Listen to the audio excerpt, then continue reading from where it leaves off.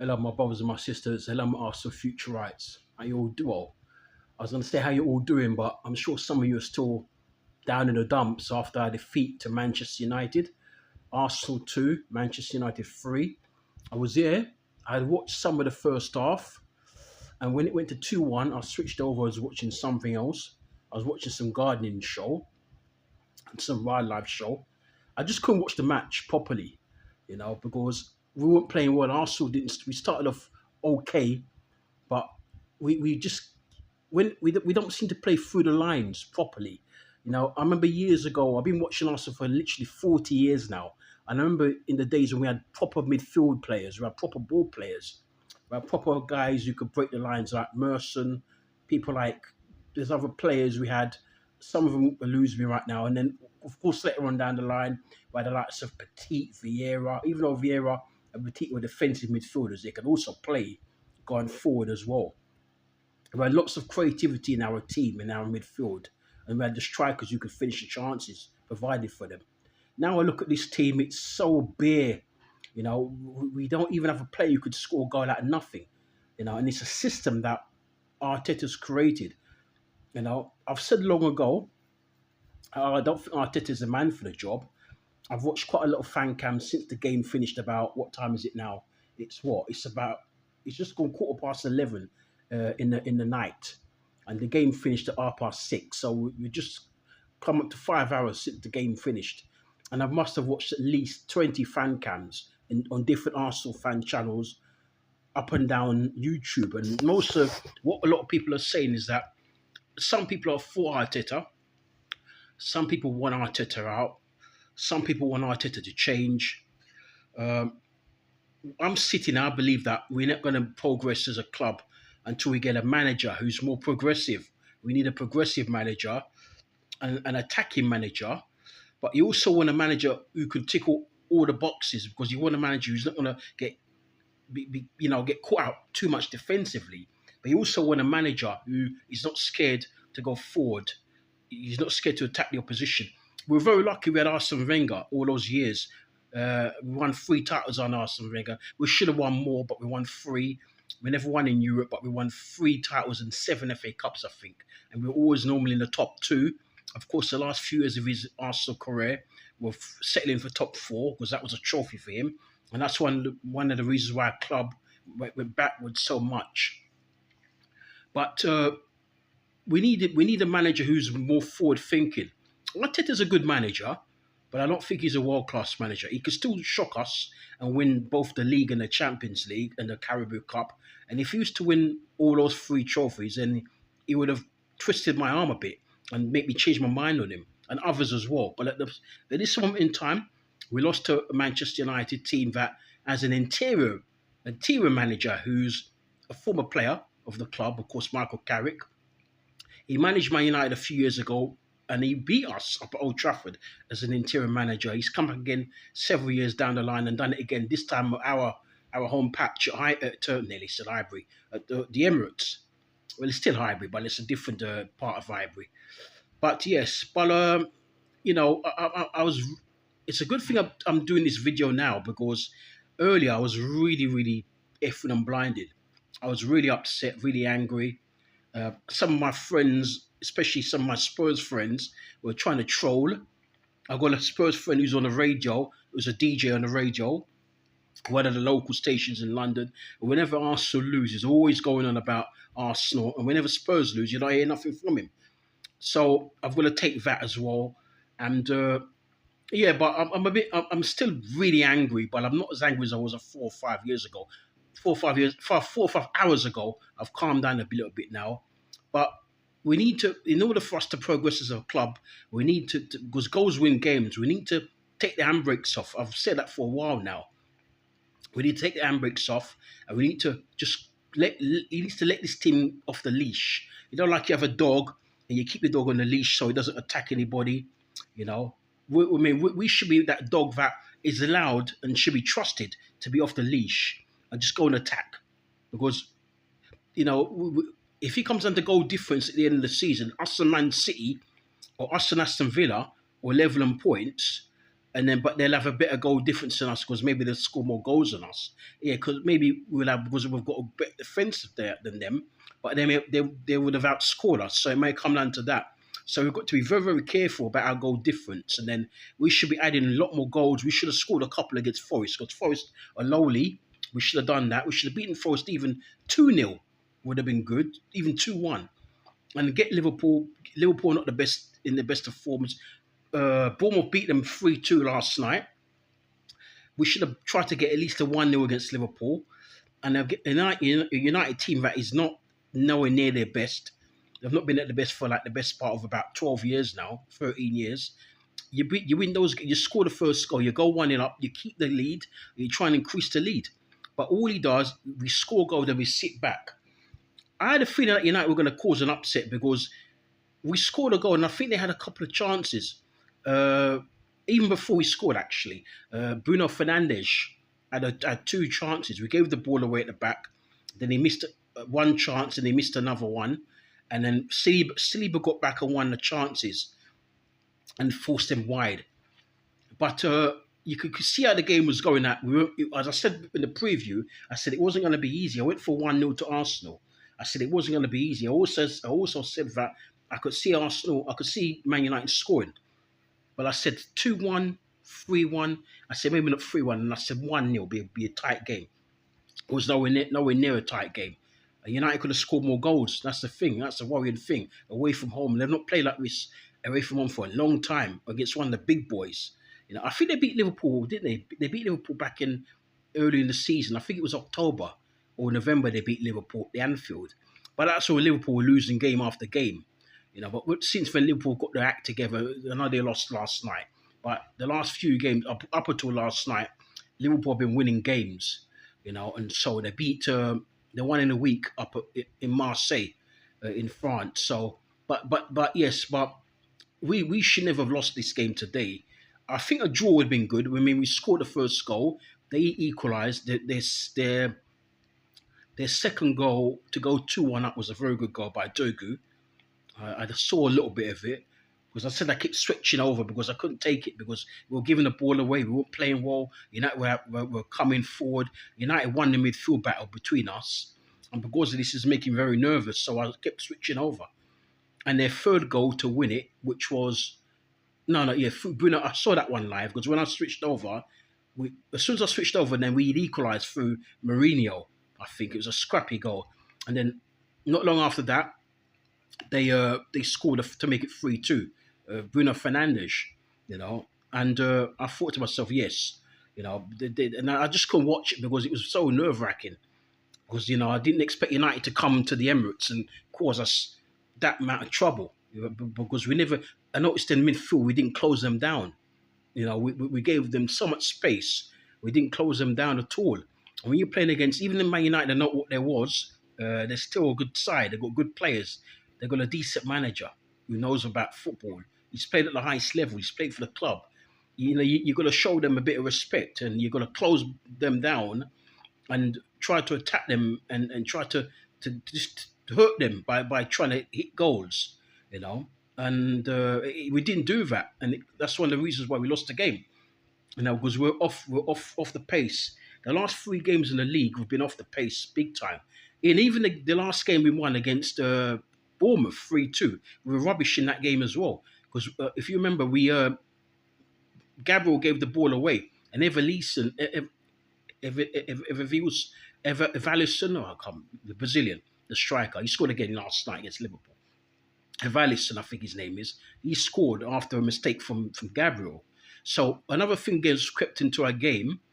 Another thing again was crept into that game is that we're giving balls away at the back and we're making defensive errors at the back, which we weren't doing at the start of the season. And even up until Christmas, we wasn't doing that. But the last few games, we've been doing that quite a bit. And even against Liverpool, we didn't look too great at the back and so on. And the team looks like it's either getting tired or they've switched off mentally. And they've lost their focus on the task in hand.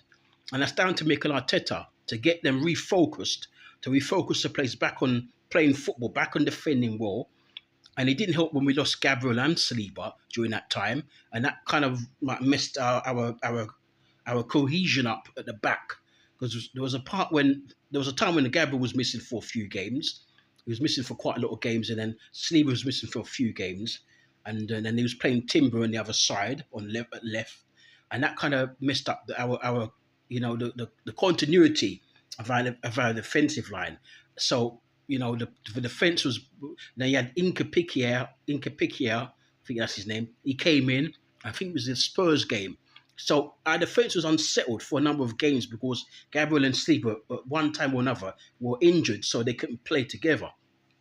I reckon if they kept Gabriel and Sleeper together throughout the whole of that time, our defense would have been more settled, and maybe the clean sheets would have continued.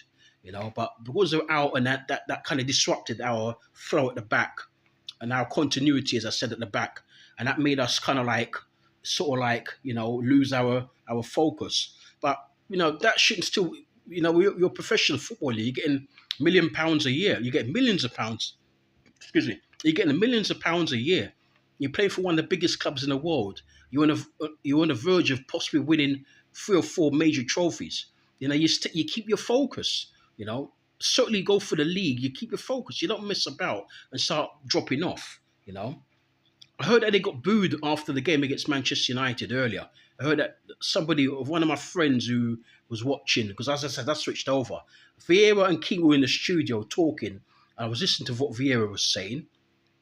I didn't listen too much to Roy Keane, and I like Roy Keane, but I just wasn't in the mood to listen to any Man United players or ex-players. And even when Maguire was getting interviewed on the pitch, and Cunha, I just turned the volume down. But I was, when Vieira was talking, because Vieira was a legend at the club, and I watched him at Highbury many times and at Wembley, and he's one of my favourite players, Arsenal players ever.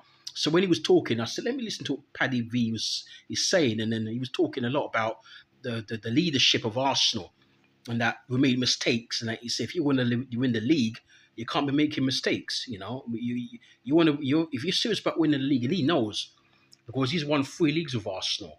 He's won leagues, I think, in Italy as well. And he's won the World Cup, he's won the Euros, so he's in the position to talk. And he was captain of Arsenal and the Invincibles as well, and he was saying that you can't. If you want to go and win titles, you're gonna be strong. You're gonna be focused. You can't make errors, and so on. And but I didn't. He said something else. By then, Roy Keane had come in, and then I switched over. And then when I came back over, I noticed he was talking, but the TV was on mute, so I never bothered. I could always catch it back. I could always catch it back on catch up on my Sky, what we have at the office here. Or I can go into YouTube and download what he said. It's no problem, and he's talking, and I remember at the start of the season, our greatest ever captain, in my opinion, Tony Adams, said that Odegaard should be captain of Arsenal because he's not got the leadership skills. And you see, and when Arsenal are in the down and the dumps, you never see Odegaard. He never shows up. He's always hiding. I remember when Adams was our captain. When I first started to support Arsenal, he was our captain, and he was very young. I seem to remember George Graham gave him the captaincy at 21. Yeah. And that was around the time I first started supporting Arsenal, But yeah, I started supporting Arsenal in 88, and he was captain of Arsenal at that time. And I remember whenever we were down in the dumps, he would always come up with a goal or with an inspirational tackle.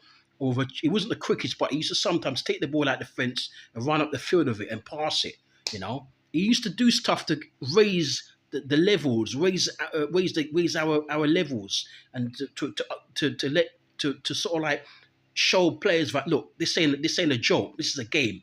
He used to lead by example, as a captain's example. Tony Adams used to do that, And look at Martin Odegaard here now. It's like chalk and cheese,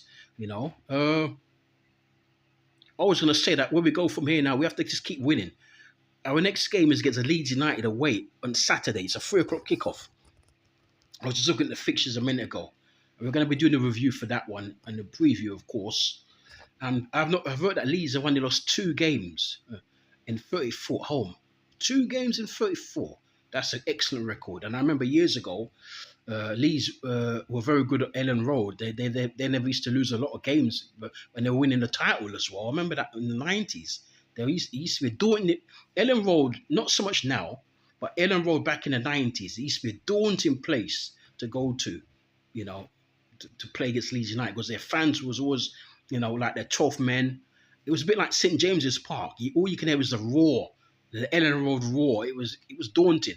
So we've got to go there on Saturday after drawing 2 games and losing this game against United. Now we've got to go up to Leeds. You see, we made it hard for ourselves now. We're going to go up to Leeds and we daren't lose that game. I was even say we daren't even get a draw. We need to win. We need 3 points in that game against Leeds United. And even if it's a scrappy 1-0, I've got a feeling that we could turn the corner, but hopefully we do. And hopefully Mikel Arteta doesn't pick the wrong team. I looked at the team, as I said before when I was doing the preview, I never saw the proper the official lineup. And during the game I was looking at the lineup and I was saying to myself, the team doesn't look too bad. The only thing is that the team he picked the right players, but he played the wrong formation. I would have made one change from that lineup, and I'd have played Victor Gyökeres instead of Gabriel Jesus. He played Gabriel Jesus. He should have played Victor Gyökeres, because Victor Gyökeres, normally when he plays, because he holds the ball up quite well. Even though he's not scoring goals, he holds the ball up quite well. Whereas Gabriel Jesus, he's not a consistent striker, and he's not really a striker. He's more of a winger.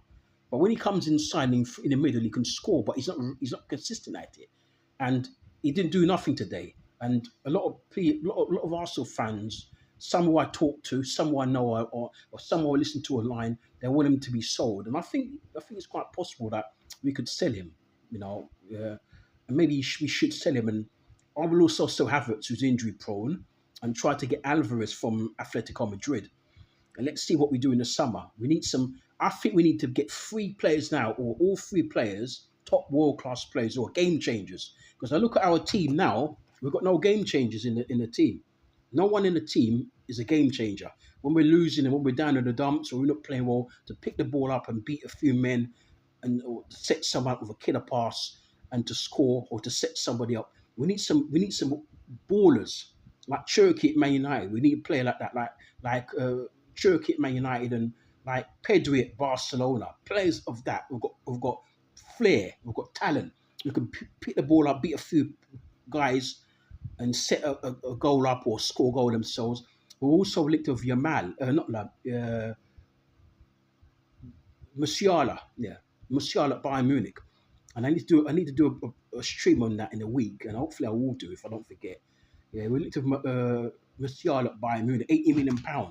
So we're going to look at that. I'm going to do some more research on that and give you that maybe on Tuesday. I think we're playing on Wednesday in the Champions League, or is it Tuesday? I can't quite remember. It's either one of those 2 days. We're playing against that weak team, Carriat, in the Champions League. We should win that by a number of goals.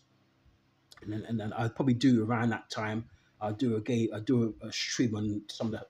Because I said I was going to give you some transfer news. I didn't do it. I apologize for that. So I'm going to give you a stream or give you a video with some of the guys we're linked with. We've still got a few days to go in January. Still got over a week to go. So anything can happen. I don't think we're going to sign any players. I think if we do sign players, it'll be in the summer. Because we've got a lot of players last summer. And I don't think... this is probably the first summer I don't think we should sign anybody. But we need a couple of midfielders. We need a few players for the summer. So we're linked with players now who we're looking to line up in the summer. So we're going to have a look at that.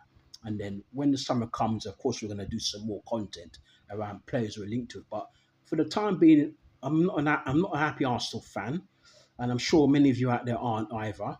And some of you don't mind because some will say, "Oh, we've only lost 3 games. We're still 4 points clear." But the truth of the matter is, we should be at least 15 points clear because we should have beaten. We win this game today. We should beat Man United. It's not the best Man United team. We should beat Nottingham Forest. We should beat Liverpool. Not the best Liverpool team, even though they won the league last season, but they were form. We should have beaten. There's some other games in the Chelsea game away after them going at the 10-man. We should have won that game. We should have beaten Sunderland. We were 2-1 up and they scored in injury time. So that's about what? That's about probably about another 10 points. Yeah, to go over the 4 points. So we could be about 14 points clear now, but instead we're 4 points clear. You see? So we've made it hard for ourselves. Anyway, I'm going to leave it there because I'm gonna get some food now up there. My dinner's ready, waiting for me to eat it. As I said, where we go from here, we're going to do is win our games, win our next games. We've got Chelsea coming up in the League Cup. Don't mess that one up. Don't fumble that one because this is our first opportunity to win a trophy this season. It will be the first trophy we're going to win for about, I don't know, 6 years nearly. And then I think this could be a good catalyst for us to go on and win the league. And who's to say we win this, win the league, and we win the Champions League? That would be a very good season. Be one of our best seasons ever in our history because we've never won a Champions League. We haven't won the league for 20 odd years, and we haven't won the League Cup for 30 odd years. So that would be very, very good if we can win all those three in one season. And at this moment in time, I don't know because the team is a bit iffy. Sometimes I think we're gonna do the whole thing. We're gonna win all the trophies up there. Another time I think we ain't gonna win nothing. But I'm hoping that we do win something. Even if it's under the league, I'll be happy. But I personally want two trophies. I want one of the cups and the title. That's what I want. Preferably the Champions League and the title. If we miss out on the Caribou Cup, fair enough. But if we could win the league and the Champions League, I'll be so happy with that. I'll be really happy. But let's see what happens, and let's just keep supporting the club. I'm not the happiest, but let's keep supporting the club. And in the summer, if we don't win anything, then the manager's got to go. He's got to go. If he wins, I think he deserves another season. But I wouldn't be giving him 2 or 3 year contracts. Just give him one more year, and he wins another trophy, and give him another year. Just keep giving him a year-to-year contract, and when he doesn't win anything, then we look to replace him. Or maybe if he wins another league again next season, if he retains it or wins a Champions League, you give him a 2 year contract because he would have earned it. But if he doesn't win anything, he's got to go. Simple as, Guys, you look after yourselves. Don't forget to like the video, subscribe to the channel if you haven't done so. Hype the videos if you can, please. Hype helps a lot, man. Helps a lot. Leave your comments. Some of you have been leaving your comments lately. Thank you. And share the videos if you can. You've been doing that as well. Look after yourselves. Don't worry about the thumbnails. That's going to be covered. Don't worry about it. It takes a lot of time. But a lot of the guys who used to do that, as I said, they're not around at the moment and they're recovering from health issues. But we've got people lined up to help us with that. You look after yourselves, and this channel is going to get bigger and better. Don't worry. We need you to support. So we need you to like the videos, to share the videos, to subscribe to the channel, to comment down below. And there's going to become a time you're going to be seeing some big YouTube personalities on this channel. I can assure you, we've got people lined up. But it's just when we get the things set up properly, when we get all the cameras and everything, and then we're gonna go to town. You're not gonna be disappointed. Okay, I'm not smiling much because Arsenal let me down today, so I'm not in a smiley mood. You can understand. So hopefully when we post next time, I'll be smiling, a bit more smiley, and so on. Take care. Have a good night's rest. Love you all. Adios.